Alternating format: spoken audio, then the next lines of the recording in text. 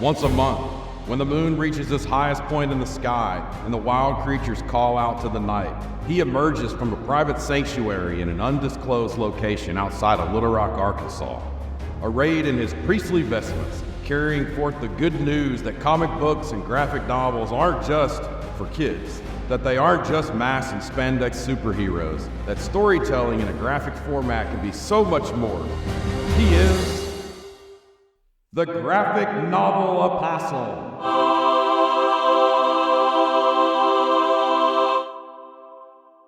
Hello and welcome back to the Graphic Novel Apostle podcast. I'm your host, Mark Ohrenberger, and I am so happy to be here with you, as always. It is, I say this every time we do one, it is a book club episode, and those are my favorite episodes. Today we are going to talk about a book called Bog Bodies, a graphic novel, an original graphic novel that I like a whole lot. And I've got a guest that I'm very excited to have with me today. He's a guy that I have gotten to know through a Discord community focused on comics and graphic novels, based out of a podcast that he and I mutually love a lot, and I've mentioned on the show before, called the Two-Headed Nerd Podcast. And this is maybe their most frequent contributor. So I want to welcome Brian Domingos. Brian, how are you, man? Good, Mark. Thanks for having me. Oh, man, I am thrilled that you are here. You know, so much of what we've done on this podcast has involved my in-person friends who, don't have any background or experience with comics, or what they do is from when they're kids and they haven't thought about it in many years. And so it's like a new format that they're coming to when we do these book club episodes. And with you, I am the newbie in this world of comics and graphic novels compared to you. Brian, you want to give us a little bit of background on your life in comics? Yeah, I started reading back in 1992. I was on a family trip, and the Jim Lee X-Men cards were everywhere at 7-Elevens and comic shops and all that stuff. And I got a pack, and I fell in love. And we compulsively through the trip collected almost every card in the whole set. Like we anywhere that had them, we bought them and kind of really got into it. So from there it was to X-Men Comics, and then Image Comics, and Wildstorm, and back to Marvel and DC and all over the place. So it's been over 30 years at this point. Wow. Yeah. No breaks? No, not at all. Some people take little breaks, but I really I was a Wednesday warrior for a long time at the shop every week. But about 12 years ago, I moved from a different job and I wasn't close to a shop anymore. And so I do like online, mostly pre-ordering and that kind of thing. So a lot of digital as well. Yeah, gotcha.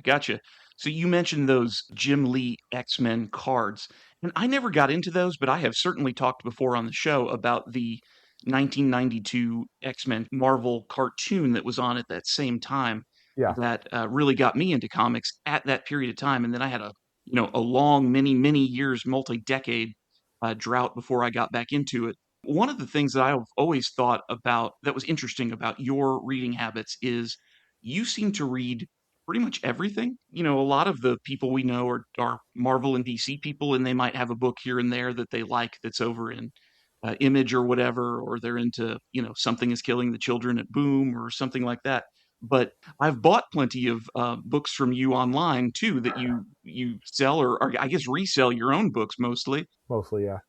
Your reading habits are like mine. You go way deep into some of the independent and creator-owned comics that I think a lot of comic fans are not checking out. Yeah, doing the online pre-order thing, I use Discount Comic Book Service, and for a long time, it's been over 20 years now that I've been doing it. I just would go through the catalog, and in the old days, the previews catalog, and sure, look, the front of the book was all like the Marvel and DC and Image and Dark Horse, and then I'd do the second half, and I'd go through those publishers and see what kind of weird stuff there is, and aesthetics mostly. Is this a cover that I like?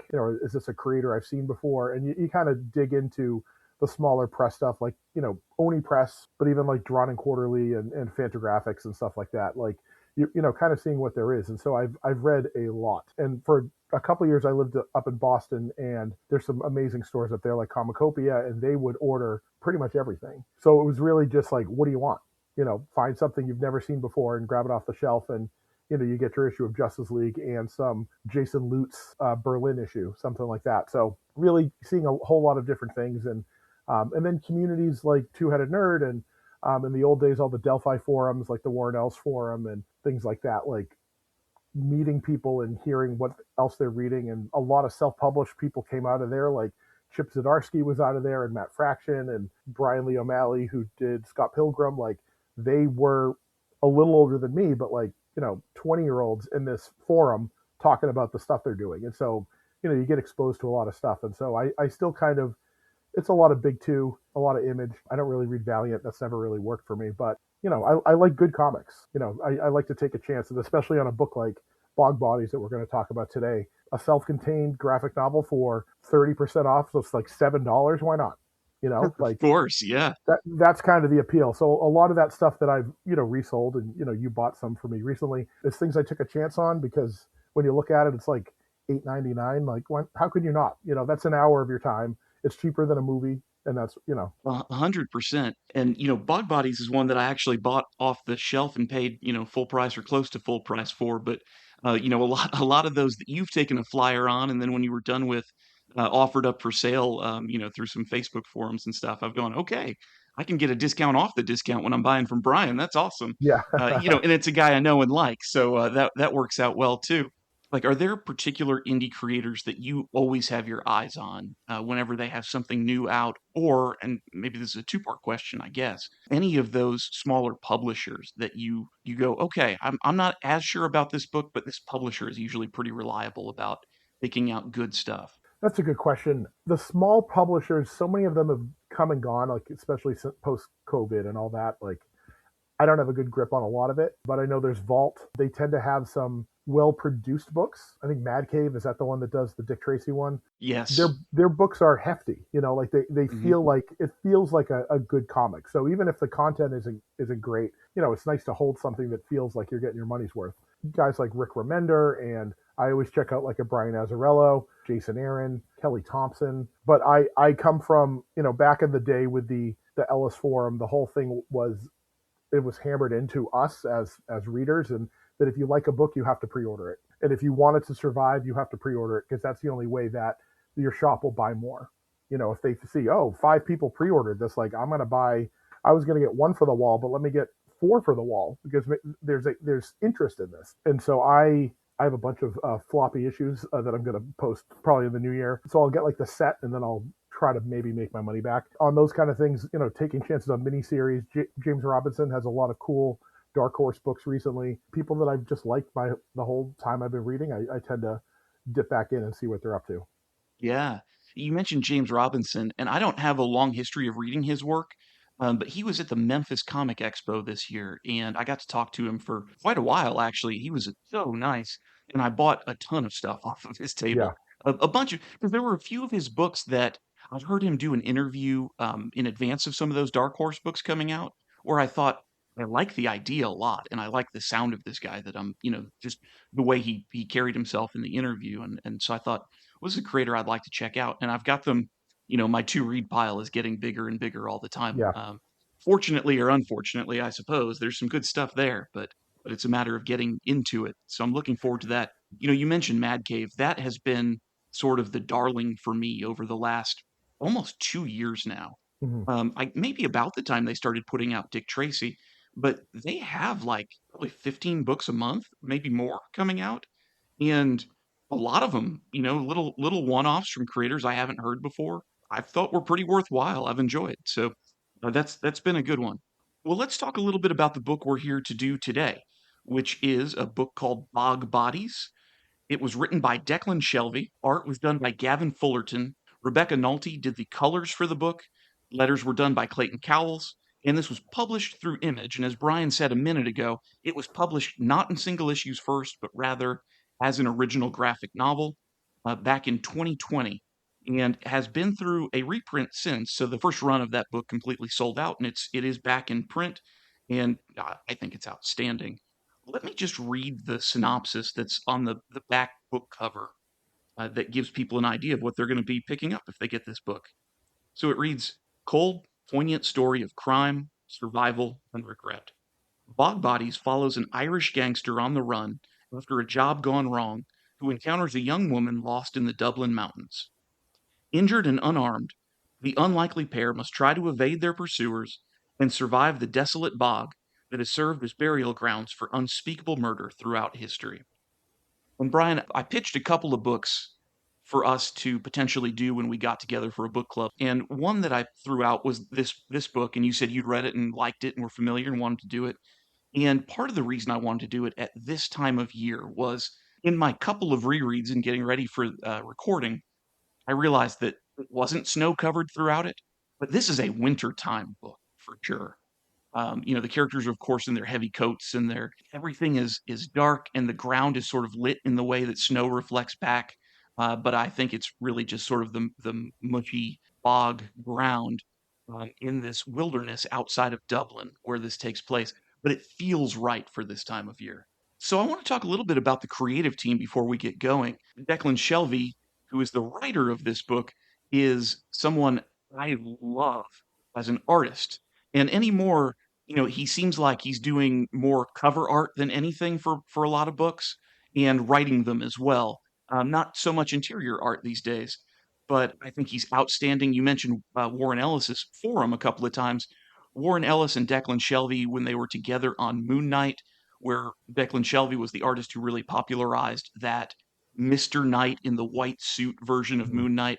I think that is so stinking cool. Declan Shalvey was actually at Baltimore Comic-Con this fall, and I had a copy of Moon Knight issue 4 that they had done together. And Brian, you probably know this one. This is the issue where girl has been kidnapped and she's being held on like the 5th floor of some kind of otherwise mostly abandoned warehouse building. Yeah. And the whole issue is just Moon Knight fighting his way floor by floor through the building, sort of like a lot of people will be familiar with that hallway fight scene from the first series or the first season of Daredevil on Netflix. It is along those lines, and it's just the coolest issue. So I got Declan to sign that for me at Baltimore Comic-Con and said, look, man, I think this is the best issue of Moon Knight ever. And do you hear that? He's like, all the time. People love this issue. I guess you're familiar with that one. Yeah, it has that vibe of like that movie The Raid, right, where it's like fighting through the entire building, endless goons and action, and Ellis is great with pacing of fighting moves and kind of choreographing, but Shalvey has to pull it off, and he did it flawlessly. And it's one of those books that you read in 2 minutes and then you go back and read it 25 more times. It's like a quick. Right. No plot, but like all storytelling and pulling it off, and that's just re-looking at Bog Bodies and knowing that Shalvey is an artist first. I did a quick thing like counting the panels. What was his choice of? The pacing of a graphic novel is different than a 4-issue miniseries. If you don't mind, if we get into it, please. And I always find that to be a thing when someone is writing a 120-page graphic novel instead of a 5-issue miniseries, and you got to keep the momentum going because you don't have the ups and down of issue, page 20 and page 1. There's no cliffhangers because it's one continuous thing, and the two of them really control the pacing of the story this way because it is a continuous, other than a little bit of like quick shots in the car where that's the only time that really moves independently, and then it's almost minute by minute for the rest of it. Once the gunshot goes and the kid's on the run, like he's out in the woods, and then everything's kind of, it's going within minutes of itself. So you're looking at like 45 minutes to an hour of time over the next like 70 pages. No, I hadn't thought about that. Yeah, it sure is. It sure is. I had not thought about that at all. It is a story that, even with the period of time where these gangsters who we're going to talk about in just a second are driving from central Dublin to, the mountains outside of Dublin, where this bog is, where they disappear bodies. That really is the only gap of time that we're not watching them sort of in real time. That hadn't occurred to me, but that is pretty cool. Hey, before we get too far into the story, though, I want to circle back and talk a little bit about Gavin Fullerton, because I picked up this book pretty early on when I started to get into graphic novels. And I don't know, I liked the title, I liked the cover image, which actually was done by Declan Shalvey. But then I loved the whole thing. I loved the writing and I loved the art. And I was familiar with Gavin Fullerton from his work with James Tynion IV on the series The Closet. Did you read that one a couple of years ago? It was just a 3-issue miniseries. I did not. I did look up to see what his previous work was and saw that did come out, but Yeah. I haven't read that. Oh, I would encourage you to circle back to that book. I mean, I don't know how you feel about Tynan. I think he gets it right every time. And that was a really good story of a father and a son traveling across country, of a family that had recently been broken, and the monster that the child fears, either in his closet or under his bed. And I was just so well told, and so well illustrated. But I noticed when I came back for a reread of this book about a week ago that Gavin Fullerton's art in 2020 looked like surprisingly different from what it looked like when he did The Closet with Tynan in 2021. I thought a lot of this book looked almost like Michael Avon Oeming in terms of its style. Yeah, I can see that. Yeah, there is. He's got those thick black lines, and there is that roundness, right? Like Avon Oming's got that, the kind of spherical heads, Yeah. Mhm. and there is that weight to the people. They do kind of have that, particularly in the older guy, Keno or Keno. Oh, yeah, yeah. Kino, sure. He It looks a lot like Dustin Nguyen, who does all those, Oh, the work he did on Wildcats 3.0 with Joe Casey, where it really he got into, because he was a really thin line kind of cartoony artist, and then he got into the thicker stuff, the thicker lines and the more shadow, and that kind of went into like his Batman run that he did with Paul Dini did have that kind of thicker thing. And when you see those, like the wrinkles, right? Like the face wrinkles and the way the light falls. Fullerton is a cartoonist, I guess, and like an animator. And you can oh, see it in his real, you've got the tall old guy and then the short old guy and then the young kid. And like the characters are so clearly defined that in the dark, you can tell them apart so easily, mhm. which really helps too when it's moonlight and headlights and cars, and that's really the only thing that illuminates the fields that they're running through, right? Like the half frozen bogs, and they're kind of stuck getting through all that muck, and they're really very clearly defined with these specific body types, and Fullerton does a great job with that. When that's done well, I don't even think about it, and I didn't hit on that in reading this book, but it's so frustrating when you read a comic and the characters are hard to distinguish. Yeah. You know, it's like, is the only thing that's different between these two characters the side of the part in their hair? Are they otherwise identical? It's like, well, that guy wears a tie and that guy doesn't. It's like, well, yeah.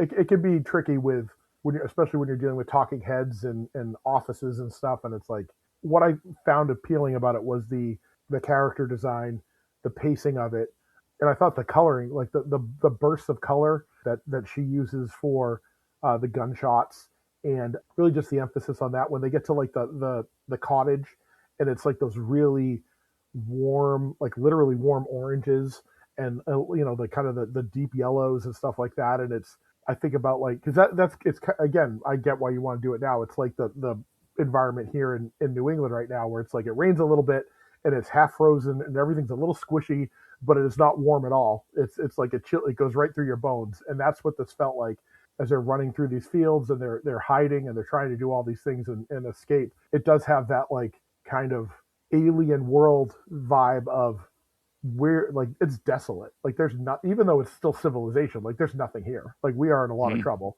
And then they find this house, and it's a very weird house, and there's definitely something going on, and the font, it's capital letters for the font for the woman when she talks, but everyone else is sentence case. She's clearly having an issue, but then you find out, like, she's tapped into something that the other people aren't.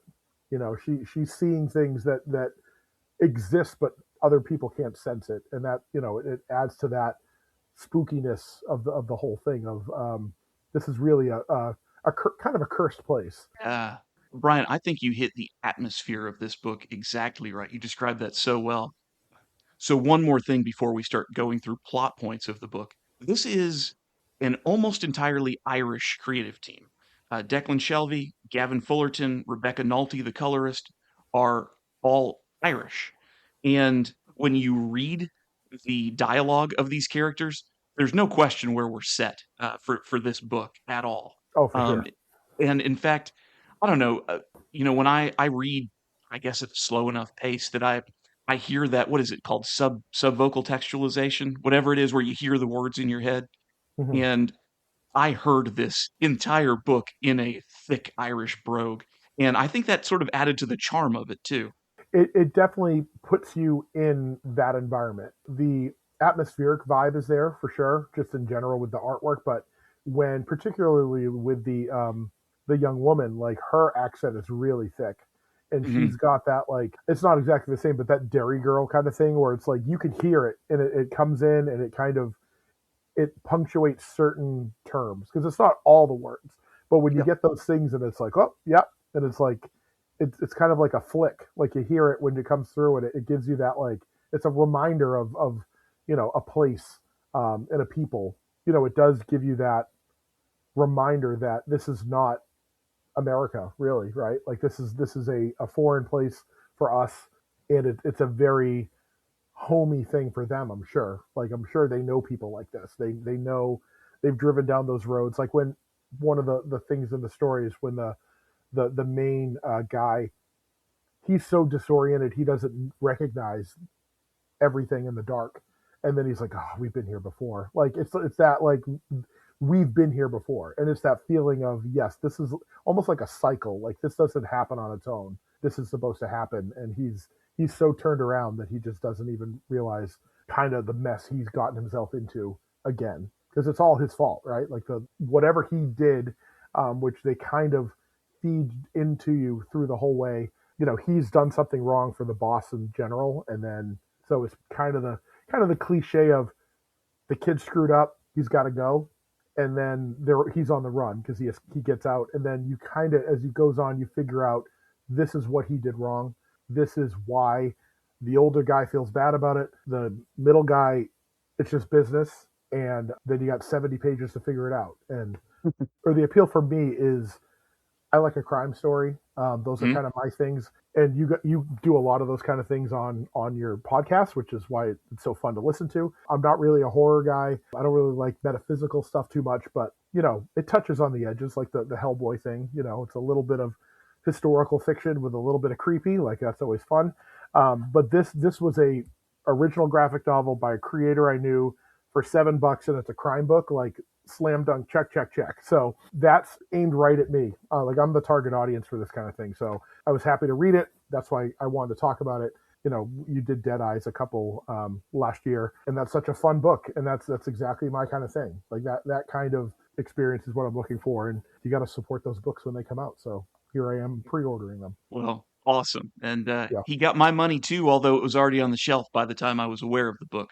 I'll yeah, have to keep my eyes open though. I've since subscribed to Declan Shalvey's newsletter, which is always interesting because he has just so much work coming out. But yeah, I like to keep my eyes peeled for these types of things when they come along. And like you, I am a sucker for a crime story.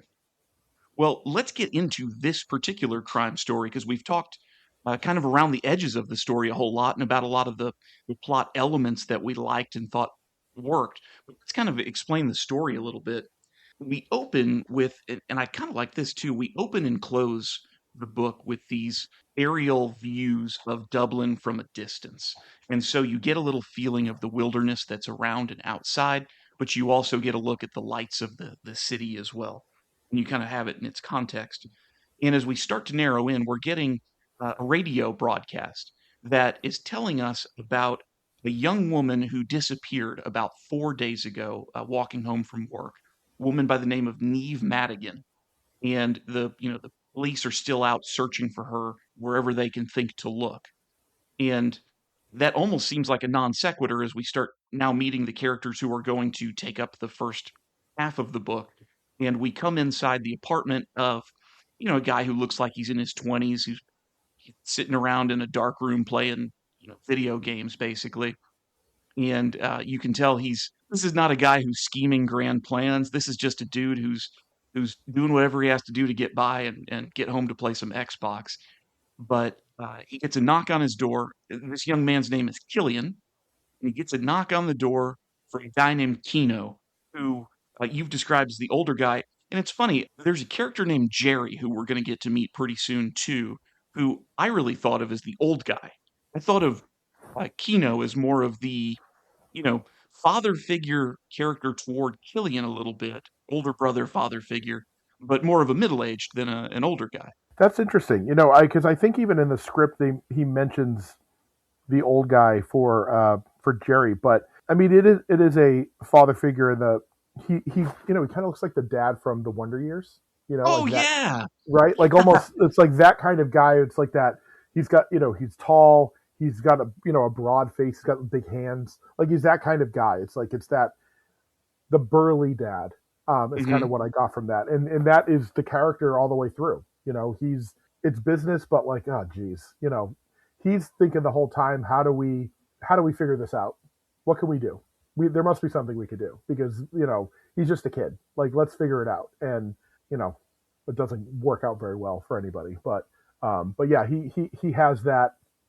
He does have that paternal kind of vibe, and Jerry, I don't know. Maybe it's because it's not lit very well, but I don't know how old is he, gray haired or blonde? I kind of thought he was blonde, so maybe it's. Funny. I don't know. I read him as like sort of white haired.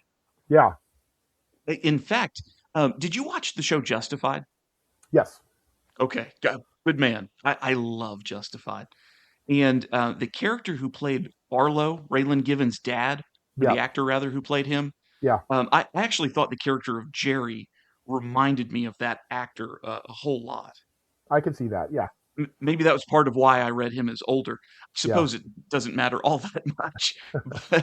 But Kino at this point is showing up at Killian's door and he's banging. He's saying, come on, come let me in. And he's joking around with him. You can tell they've got kind of a prowl around relationship.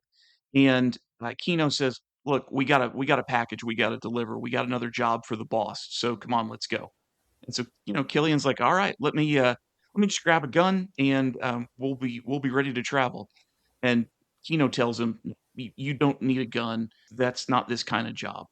So they go down to this car that's parked in the street and they're getting in. And, we as the readers don't know what this is yet. But Killian says, the trunk is pretty quiet. Is he already dead? And Kino tells us, yeah. He's already sorted. So we've figured out at the very least these guys are gangsters. The package that they've got to deliver is a body that they've got to go make disappear.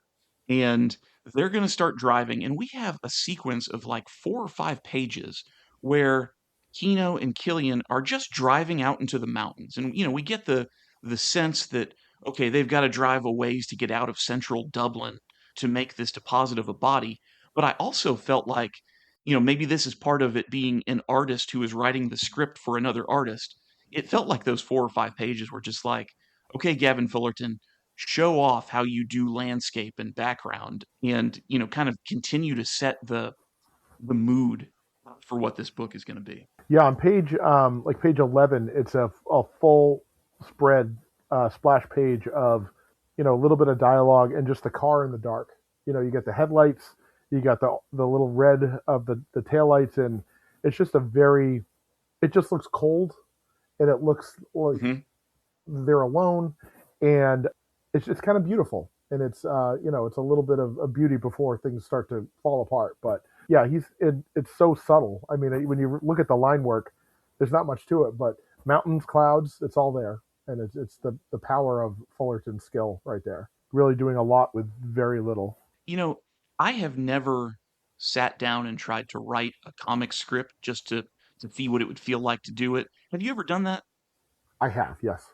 Oh, okay, cool. Yeah. Tell me what you think about this, and how that experience affects either how you read comics or what you think about. But when I look at a couple of pages like that where there is so little going on, and we've got one that's like a 4-panel page, and every panel is just these 2 guys in the front seat of this car, and they're having a conversation, but it's divided up in a way that we can see the background and the scenery changing a little bit. And so it advances the story in a very small way that you might not notice. I always think like those are the things, maybe as, someone trying it for the first time or whatever, I would not know. It would never occur to me to do.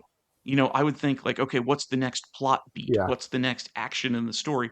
And so put a couple of panels together that do that. But this sort of space that paces out the book a little bit is, it feels like a real pro touch.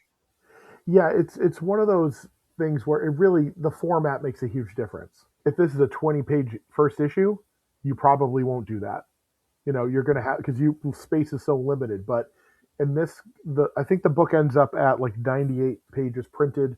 There's a little bit of back matter stuff of layouts and kind of samples of character designs and things. So the page count, I don't know if they didn't matter what the page count was or whatever it was, as they figure it out. But that all factors in with the pacing of your story and the things that are important. And it's one of those things that Mike Mignola does so well. When you look at his pages, he's got panels that are certain sizes, and then he'll have like on the bottom row, it'll be like a really small square that has like a bird in it, or like a tree or a rock or something that has nothing to do with the page, but it's part of the layout of it's part of the pacing, right? It's like a moment, it's a beat. And that's one of the things that I was looking at as Shalvey is writing this.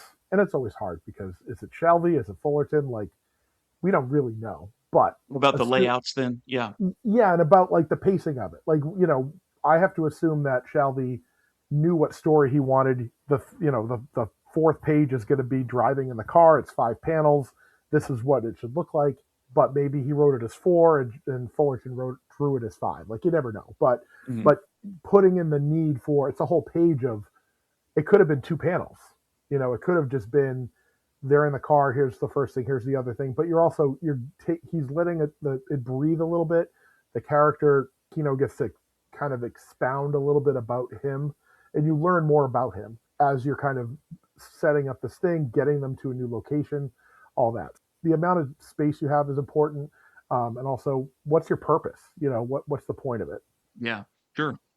Well, as we're taking this drive up into the mountains, one of the things that is happening while they're having a conversation is Kino starts talking a little bit about an old aunt, or I guess you're in New England, aunt, right? That no, it would be aunt, right? I always got mixed up. We had one side of the family that lived in Indiana, and the other side of the family that lived in Boston. So we had aunts on one side and aunts on the other. But anyway, I guess he's got an old aunt who lives up here in the mountains, and he's commenting on how like it's a spooky place out here. It is beautiful, it's pretty, but it is in the middle of nowhere. We're going to see there are times where cell reception is, scant or not available at all. And when we ultimately are going to meet this aunt, it doesn't feel like she probably is a person who owns a cell phone anyway. But we get that little bit dropped. Like, aside from having to go out here and dispose of bodies, there's also an area that Kino is familiar with because he's got this old aunt who is, he says kind of Looney Tunes, who lives out here by herself. So when we finally get to the spot where these guys are apparently going to dump the body that they've got in their trunk, Killian, our younger guy, goes back around to pop open the trunk. And when he does, what he does not find is a dead body, but rather he finds a gun pointing in his face. And this is our first introduction to the character Jerry that we've talked about. So Jerry has apparently laid back in the trunk of this car the whole way, listening to these guys chit chat, rode probably over some bumpy and twisty and turny roads, laying on his side in the back of a trunk, and he's going to pull out a gun and take a shot at Killian. And Killian slams the trunk shut right away and doesn't quite know exactly what to make of it. He yells over to Kino as if Kino doesn't know what's going on. Like, Barry is in the back of the car. That's not a dead body in there. And meanwhile, Kino's getting out a shotgun from the back seat, and he starts to explain to Killian, like, man, you screwed up the last job that we put you on. And the mysterious head of their gang, a character known as the Bishop, who we never meet in person, although we hear on the other end of a phone a couple of times, has said that Killian has to be killed. There can't be any more loose ends from this job that Killian had screwed up.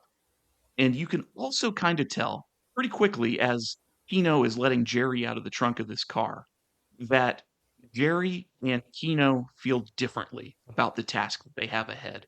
As soon as Jerry's out of the back of the car, he's got a pistol and he's running and firing at the fleeing Killian as fast as he can. He actually ends up winging him, hitting him in the leg a little bit as Killian is running away. Not enough to stop him, but enough to wound him and slow him down. But you can tell Kino, had been pretty hesitant to fire off the shotgun.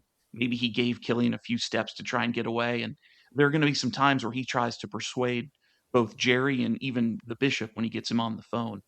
hey, look, this guy's going to be lost in the woods forever. He's had the life scared out of him. I think we can probably not have to worry about him as a loose end anymore. I think we can just leave him be. And, of course, the bishop is not having that from the other side of the phone. And Jerry is perfectly happy to go kill this kid and not worried about that either.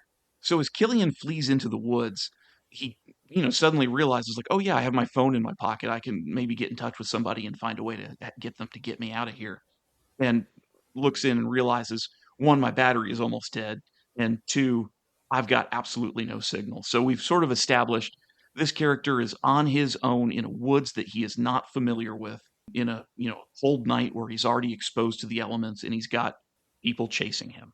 And rather than chase him into the wilderness, Kino and Jerry decide that, we know these woods come out where the road kind of loops around on the other side. So let's drive around, and when he thinks he's safe and coming out of the woods on the other side, we'll be able to get him there. We'll kill him, we'll dump his body, we'll go on with life. And so for just a moment at least, Killian thinks that he's, maybe doesn't think he's going to be okay, but at least he's not dead for a minute. Kind of talking about the storytelling part of it is that when he's got the cell phone, I'm just looking at the page, you can see it starting to fade. The light goes out on his phone, and the panels literally are, a little illuminated, it fades a little bit, and then it's black. And it's a couple empty panels of, it's like exhaling of, oh, this is it. Like, you are out of options, and run. Like, what else are you going to do? No phone, no light, you're bleeding from a gunshot, which is, I can't imagine what that's like. He's rabbiting, right? He's just going, and we'll see what happens. And these older guys have a good plan. They know exactly what he's going to do every step of the way. And because he's 20 something and he doesn't know how to run for his life. He's never had to do it. Well, and I'll tell you what, I have been lost in the woods before, never for very long and never very deep in the woods, but that is a like panic-inducing feeling instantly. And that is maybe Killian's best hope right now, is to be lost in the woods, because at least even if he doesn't know where he is and realizes he's facing probably pretty harsh elements, at least the guy with the gun is not in the same frame as him anymore. Yeah, lost in the woods or boot of the car, one or the other. Yeah, right. Which is it going to be? Good point. Well, as Killian gets a little further out, he eventually stumbles upon another person out there. And we see this woman who is seated, kind of crouched with her knees pulled up to her chest. And she is obviously scared to death. She is also bleeding. And he's shocked now to see, another person in the same place as her. And this is Neve. This is the woman who had been kidnapped or whatever. This is the woman who had disappeared 4 nights earlier walking home from work. And she is now injured, and Killian is asking her who she is and what she is and why she's here. And she says, well, my name is Neve, but I don't really know how I got here. I don't really know what's going on. My head is sore. So obviously she's had a head wound of some kind. And Killian is like, well, I'm hurt too, but I think I know the way out of here. Let's go. And Neve is a fun character. First of all, she does not necessarily see Killian as her opportunity for survival. Yeah. She sees him potentially as another threat. Yeah, she doesn't trust him at all. No, and she's a pretty hard-nosed woman too. Yeah, she very quickly steps up in that, I'm going to walk behind you and we'll see what happens. He's got some ideas, and she's like, sure, okay. Like, the second she can get away from him, she will. But in the meantime, a little bit of help helps. They're in this, under protest, right? Like, she's gonna follow along, but leave him as soon as she can, because what the hell's going on? She has no idea. They're both completely out of their depth, and there's armed men in the woods. So who knows what's going to happen next? Sure. I think Killian meets Neve and sees both that he's got maybe kind of a natural ally, just another person who's on the run for survival. And I also think, and this is in the text, that he sort of sees a chance to do something good by helping somebody else out.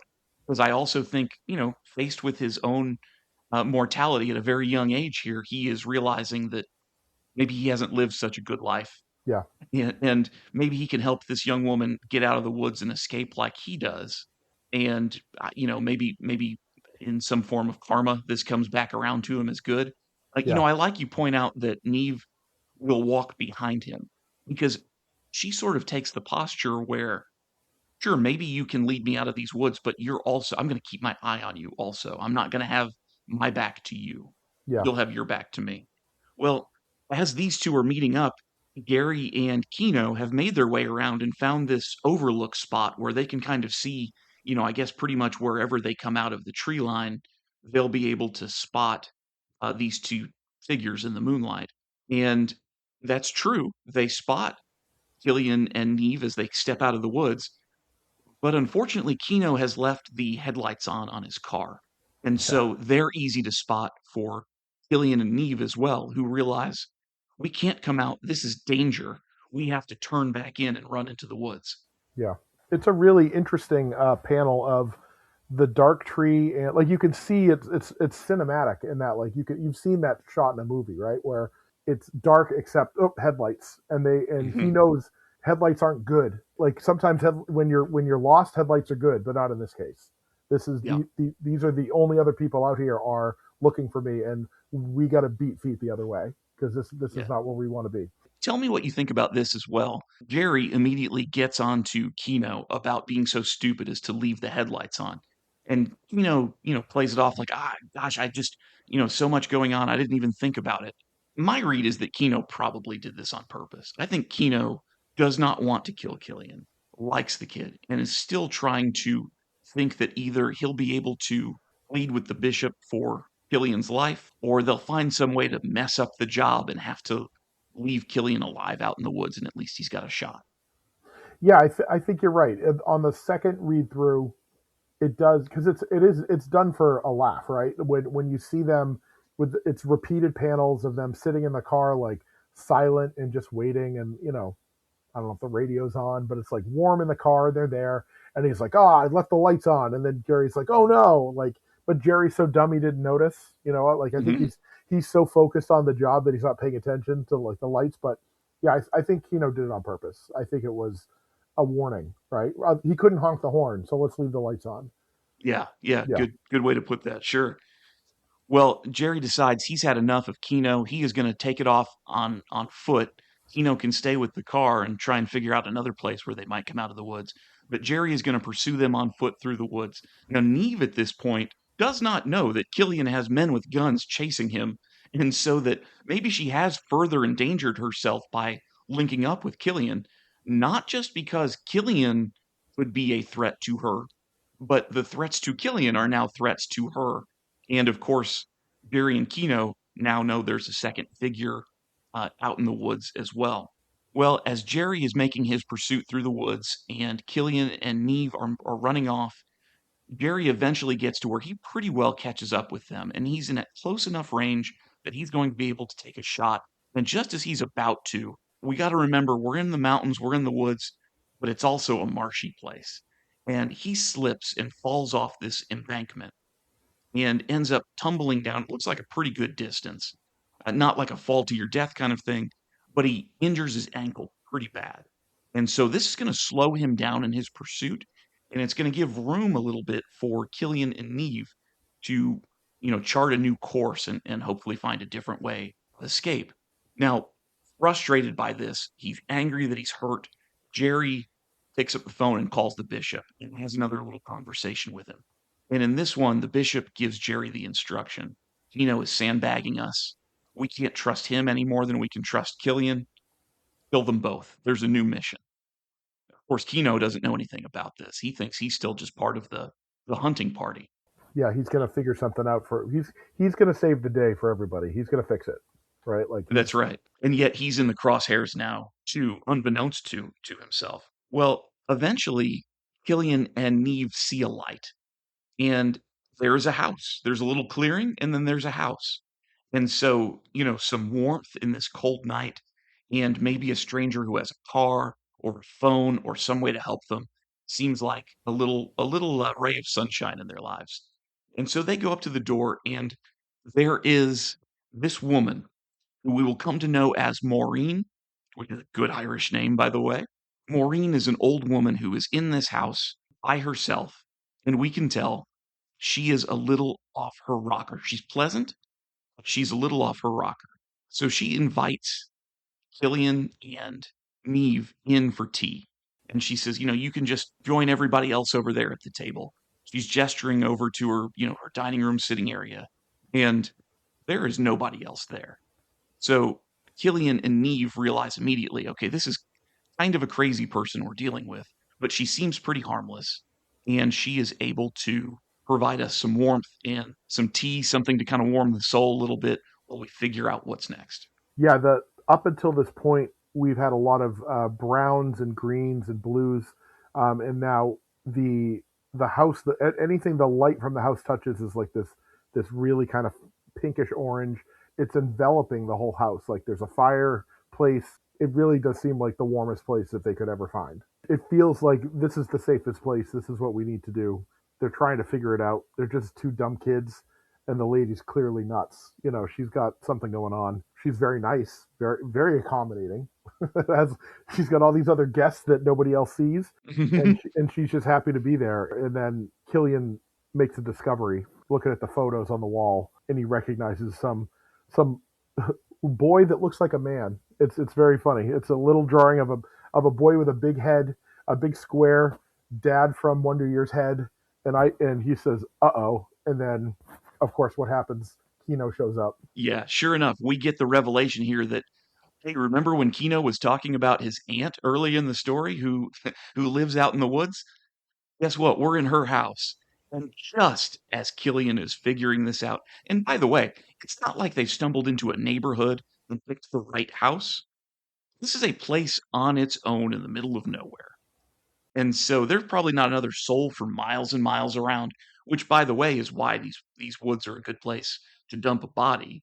And just as Killian figures out, oh, crap, this is Kino's aunt, the door opens and in walks Kino. Yeah, Kino comes in, and at this point, Neve has stormed off because they were arguing at the same time. Like as Killian is looking over the cottage, they're kind of bickering because they don't know what to do. So she kind of goes out the back door. She sees some other structure, and then at that point, the car shows up, and that's where stuff is really going to start falling apart for real. And who's in the car? Jerry's in the car.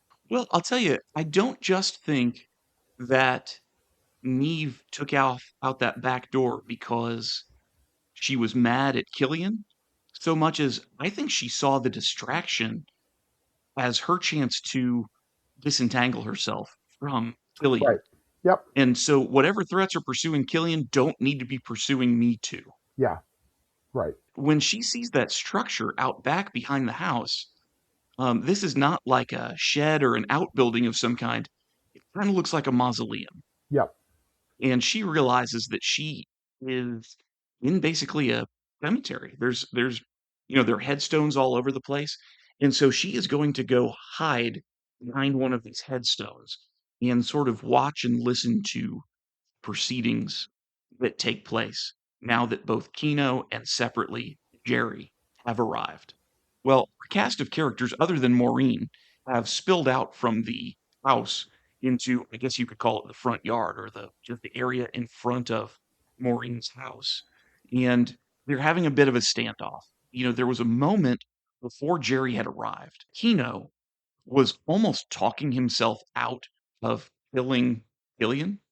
And Killian was also kind of starting to accept his fate a little bit. It was almost like a reversal of the two characters on, how they felt this needed to wrap up. But Jerry comes along, and of course, that's the end of all that because Jerry has got his gun, and Jerry is ready to be done with all of this. And so this conversation pursues, and Kino is appealing to Jerry and saying, hey, let's call the bishop one more time.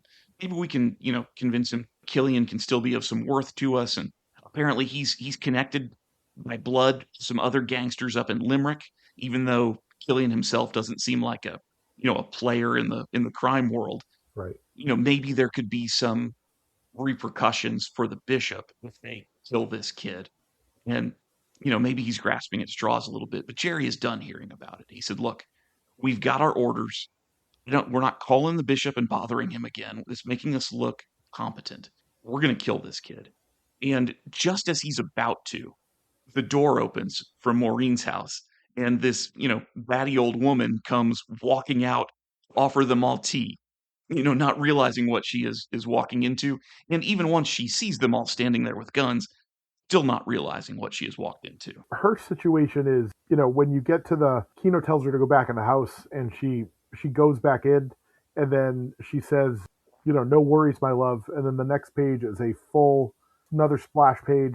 It says, you won't hear a peep out of us. And then in the background is ghosts, almost a dozen people that are what I'm assuming are victims of these crimes in this syndicate. Like, this is the people whose bodies have been buried back here. And so she's just a good host, and wants everyone to be comfortable. And what can I get you? And oh, it's so cold, have some tea.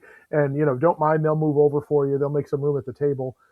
As she's living with these specters, they've got various wounds and blood and stuff, and you see, oh, that's who she's talking about. I don't think she's crazy. I think it's real. And it adds that level of, all right, there's something extra going on, Mm-hmm. which brings us a little further in the story. Yeah, this is a bit of a twist for us because, we had no reason to question the idea that Maureen had lost her marbles. We see her talking to an empty table earlier. We see her doing all these sort of unusual things. And now our eyes are opened and we see all these bog bodies sitting around her kitchen table. And by the way, even though we can see that they are, in some level of decomposition, or at the very least bloody and dirty, they are not a threat to her. These are Maureen's friends. She is part of the ecosystem of the bog that's out here and lives among these people. Yeah, they're her neighbors. They come in, they probably chat, and she talks, and she's happy because there's nothing else out there. She just makes her tea and sits in her little cottage. And what's kind of impressive about the artwork is that it's not graphic. There are moments of graphic violence that do occur, but it really is that kind of discolored figures. They're a little bit gray. In that orange background, they are obscured with the other shades, and they do have that like gray ghost kind of look. So yeah, she's just, okay, when you guys are done, I'll be in here. Mm-hmm, mm-hmm. Sorry, boys, you did take care of business. I'll see you in a little bit. Like, time doesn't mean anything, whatever. I'm here when you're ready, kind of thing, which it's funny. It adds a little levity to the because I think this last scene is like 30 pages of them arguing and debating and yelling at each other and kind of freaking out, and she's just there like, yeah, no big deal. Okay. Mm-hmm. Yeah. Well, our focus shifts a little bit too after this point, and Maureen is now looking out of her back window into the cemetery. And we're looking now again at Neve, who has just been quietly watching all of these goings on. Of course, she can't see, I'm sure, what's going on inside of Maureen's house with these ghosts. But as the scene sort of opens up around her, she can now see that from where all of these graves are, there are other ghosts, there are other bog bodies that are walking among her. And again, they don't look like they are a threat to her, but it is startling for her all the same. And it all looks like women. I think there's 5 or 6 of them, and they are young and old women, various ages and shapes and sizes, and that's a damning thing about that place. This is not, inside was men, women, different here or there, different ages all over the place, and this looks like more women like her, basically. It has that thing of like, oh, okay, what's going on with Neve? It adds a little question with her, and because she touches like the wound on her head, and she looks at her fingers and it's bloody, and I think she starts to figure things out of what happened to her. There's something that's very subtly done with the art here, which is when we first saw Neve, we've mentioned that she was wounded, and it was never clear exactly. I mean, we know she had a head wound of some kind because her memory had been lost, or at least that's what we assume. But we don't see she's cut, or she's not limping or favoring one arm or the other or a body part. But she did always have kind of a little bit of blood on her forehead. And some of those ghosts that we had seen inside Maureen's house had kind of blood on their forehead as well. And now we see Neve among those ghosts outside. Well, pretty quickly, though, our storytellers turn their attention right back to what's going on in the front yard. And at this point, Jerry has had enough. The conversation is over. Bang. He shoots Killian right through the eye. Killian, who's down on his knees, shoots him right through the eye in a big splash page panel of almost all light. And he drops down dead. And Jerry is not going to stick around and play. He turns to Kino and he says, Kino, hand me the shotgun. You pick up the body, go stick him in the back of the car. We'll go find a place in the woods to dump him, and then we'll be on from this job. Kino complies, picks up Killian's body, starts carrying it back to the car, puts it in the trunk, and just as he does, bang, Jerry shoots him through the back. And Kino is dropped dead right there behind the car on the road. It's more of the stark, the red color, which is where it starts to kind of build again. I think it's interesting. It's almost like tail light, like the trunk light is red. Oh yeah, this is the page now you're talking about where Killian is shot. Right, and it's parallel to the beginning where Killian opens the trunk and sees Jerry in there. It's the same red tone for the brake lights kind of thing, and it has that the grayish blue and the red. And then we hear the clunk. You see the sound effect. There's very few sound effects in here, but the clunk of the trunk, and then the blast comes. And I saw it coming. Kino didn't see it coming, but he drops to the ground and still illuminated a little bit from the lights. Jerry, grabs the weapon and heads out, and then you've got Neve left in the dust outside of the house. I love how this story wraps up here. So Jerry gets back in the car and drives off, and we're done with Jerry at this point. He's, presumably going to go back to the bishop and go back to do whatever job is next. Somebody else will need killing for sure. By the way, I kind of brushed past this, but, during that 30 pages or so that you talked about, Brian, where they were having, this is Kino, Jerry, and Killian, had been having this argument out front about what's going to happen next, which we know is always going to end in Killian being shot. We get a little bit of discussion about the job that Killian had screwed up and that he had accidentally killed a civilian, as they put it, someone who is not in the crime life, in the line of pulling off whatever kidnapping he was supposed to do. He killed the wrong girl, yeah. Right. Well, at one point, though, he starts to make this argument, Killian does, where he says, what if she wasn't dead? What if I just thought I had killed her and then I dumped her in the woods? What if we could find her and she was still alive? Then maybe everything would be okay. And of course, that argument doesn't amount to anything, except that it does help us as the readers start to put the pieces together. That the job that Killian was supposed to do when he screwed up, that sealed his fate, is very directly tied to the kidnapping or the disappearance of Neve and her being found in these woods, because she was the civilian. Right. And as Jerry is driving off, Neve comes out from behind this tombstone where she's been hiding and just says, "No loose ends," which was a refrain that we'd heard a couple of times from the gangsters as they were, deciding about how they were going to carry out their business. Well, Neve starts to walk over and look at the dead body of Killian there on the ground. And Maureen comes out of her house once again and just says to her, "Go on home now, love," because she has understood this entire time exactly who Neve was and what was going on here. And we see Neve walk back into that graveyard, and it's not as though she'd been buried with a headstone or anything like that, but she lays down among the headstones, and if you imagine the camera, if it were a movie, starts to pan back out and up, and the farmhouse gets further away in the distance, and we see that wilderness.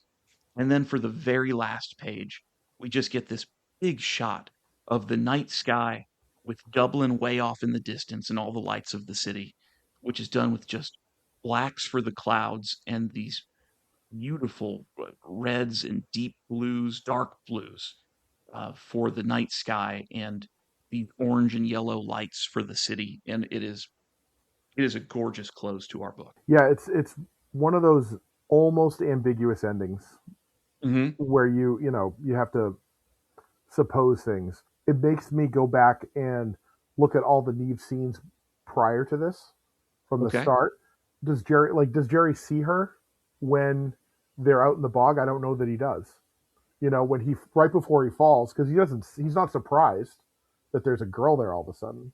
When he pulls the gun and he's approaching Killian, who's on the ground, he doesn't mention anything about her. He just has the gun, and then his foot sinks into the bog, which if you've spent any time on bogs, that's what they do. And then he falls off the cliff. So, he didn't seem, he was surprised at the fall, but not at the girl. And then, when she's around during the ultimate scenes, when you see these things happening, but no one ever mentions her. No one says anything to her other than Maureen, because she sees everybody. So it is that, like, I don't know, there's a weirdness of the whole thing of she's a ghost the whole time. I don't know. I think so. That's my feeling, is that she died. She did die, but he doesn't know. Killian definitely screwed something up, got the wrong person, and finds her in the woods. But I don't know, did he leave her in the woods? There's a lot of different things of all that. So that's kind of my read on it, is that there is no one ever mentions her. It's like that Sixth Sense thing of like, Yes. this person's in all these scenes, but no one ever references them, kind of thing. Mm-hmm. And so other than Maureen, where she's like, oh, you guys come in, but oh, don't worry about everybody else. And so who knows how many people she sees? Maybe there's more people behind Killian. Maybe there's others that she can see that he can't see. Wow. Yes, you are right. Brian, I did not, and I don't know why my mind didn't take me back to that place, but I did not go back and think through about how, neither Kino nor Jerry ever addresses Neve. Yeah. They probably didn't ever see her. And I was making an assumption earlier when I said, Kino and Jerry know there are two people that they're chasing now.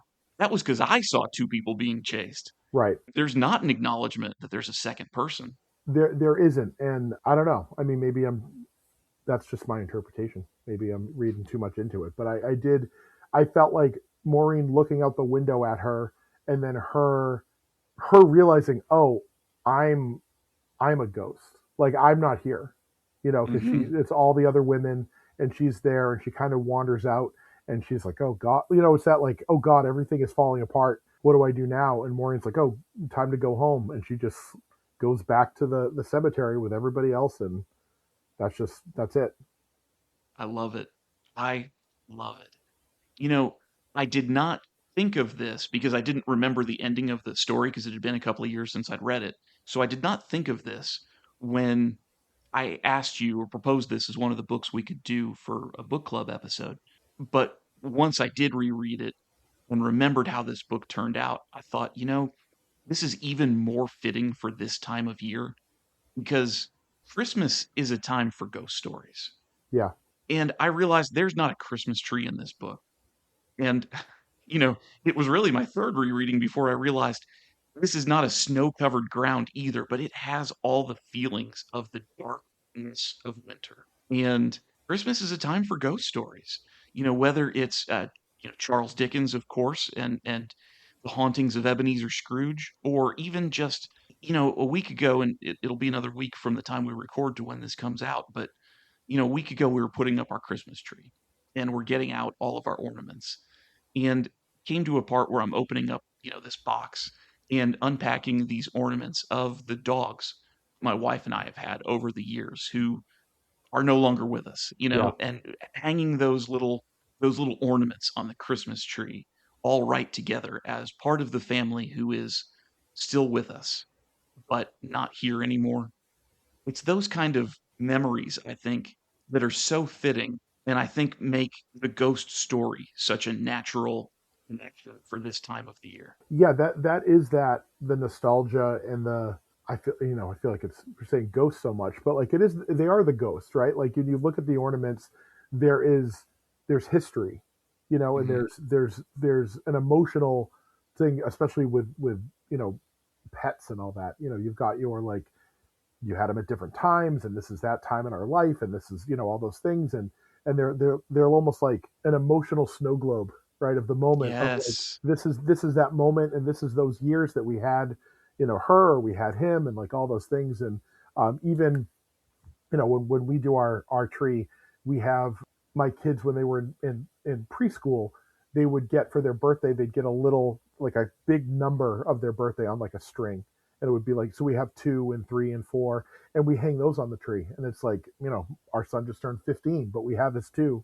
And I remember when he held it, when it was his birthday and he was so excited. It's like, that's that moment, right? They're almost like these little things that plug in those moments through the years. And it's an annual time. And so it's a mark of time and all that. And it is a winter story, but it does have that Christmas feel of, and even Maureen, like Maureen she's a folk witch, right? Like she's the Hansel and Gretel witch of, like, Killian doesn't know, but he's desperate. But that seems like a scary place. You go into this house where, how does this woman live here? And it's funny, like Neve says, of course she has Wi-Fi.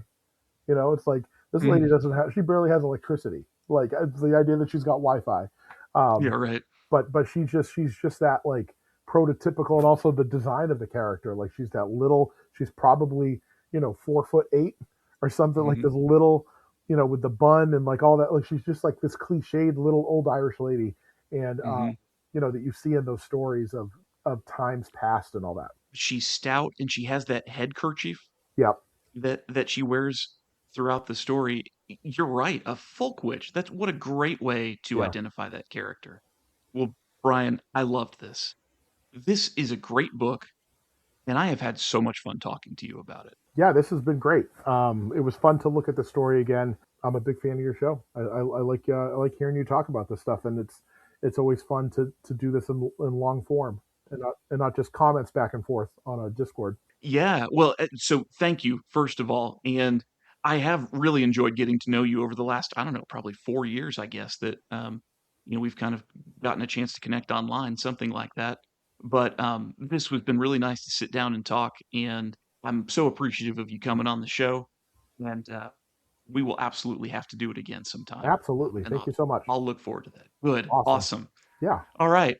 Well, hey, to all of our listeners, thank you guys for being here with us as well. I hope you guys are having a wonderful holiday season, that your 2025 is wrapping up as good as this year possibly can wrap up.